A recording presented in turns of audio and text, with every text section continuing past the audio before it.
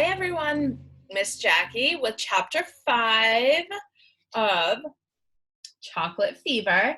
We've been talking about Henry and he loves chocolate, like absolutely positively loves it. He has chocolate with every meal and every snack every day.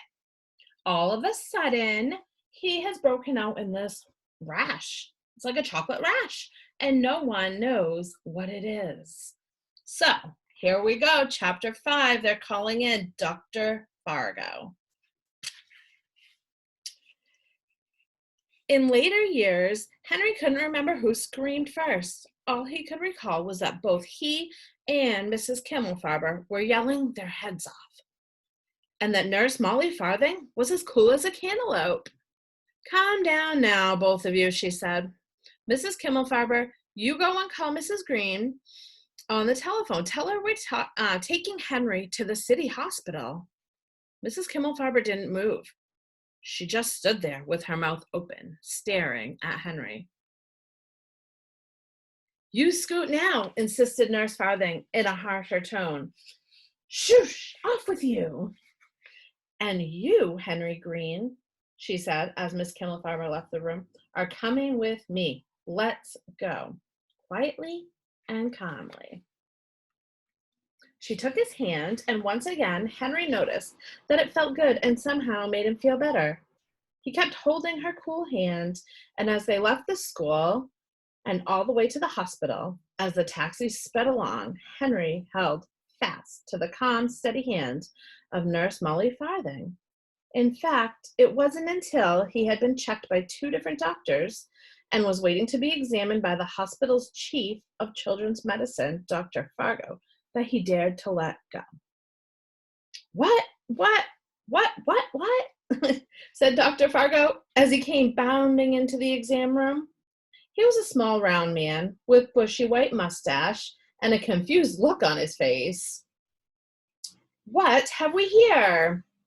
he asked. "Boy, looks like he fell in a mud puddle." He leaned down so close to Henry's nose that Henry could smell his puffy breath. It smelled like peppermints. "Didn't fall in a mud puddle, did you, lad?" "No, sir, I don't think so," said Dr. Fargo. "Too bad. That would have explained what those big brown spots were all over you."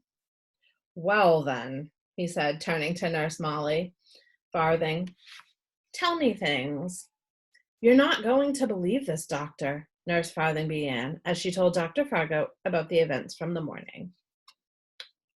"I'm not going to believe this," Dr. Fargo repeated when she finished. "It's impossible. No rash in the whole history of rashes ever appeared so fast or grew so big or popped out with a noise you could hear. Impossible." "It happened," said Nurse Farthing. "So I see. Well, we'll soon get to the bottom of this. Or my name's not, what is my name, by the way?" "Dr. Fargo, I believe," said Henry. "Pleased to meet you, son," said Dr. Fargo, and he shook Henry's hand. "Ought to do something about those big brown spots, though." "Yes, sir," said Henry, who was beginning to feel confused himself. Dr. Fargo took Henry to the examining table and switched on the big lamp. For a full 5 minutes, he said nothing but, ha, as he poked and prodded Henry.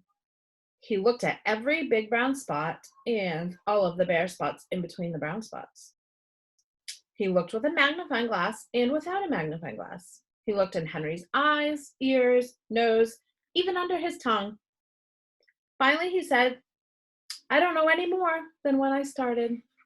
They look like typical big brown spots, except, of course, in the whole history of civilized world, there has never been a case of big brown spots before." "I'm frightened," said Henry.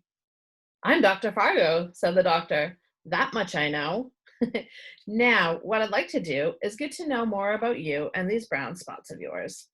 He wet the tip of a cotton swab and brushed it gently against one of the big brown spots on Henry's right arm. "Ouch," said Henry. "Did that hurt?" "No. Then why did you say ouch? Because, said Henry, I thought it was going to hurt. I see, said Dr. Fargo, shaking his head.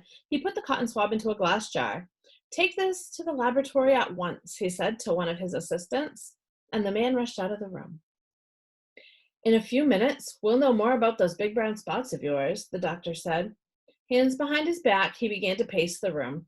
Suddenly, he stopped, his nose in the air. Who has been eating candy in my office? He demanded. No one answered. Dr. Fargo's nose twitched from side to side as he sniffed the air. I smell candy, he said. Someone's been eating a candy bar.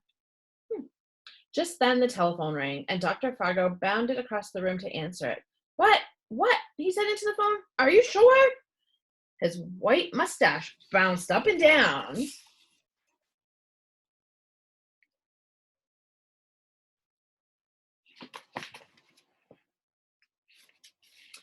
As Dr. Fargo sank slowly into a chair, he put the telephone down, a look of amazement on his face. Chocolate, he said. Those big brown spots are pure chocolate. Chocolate? Gasped Nurse Farthing. Chocolate? Exclaimed Henry Green. Chocolate? Echoed Dr. Fargo's two assistants. Exactly, said Dr. Fargo. The boy, it seemed, is nothing more than a walking candy bar. Interesting. Henry has turned into chocolate.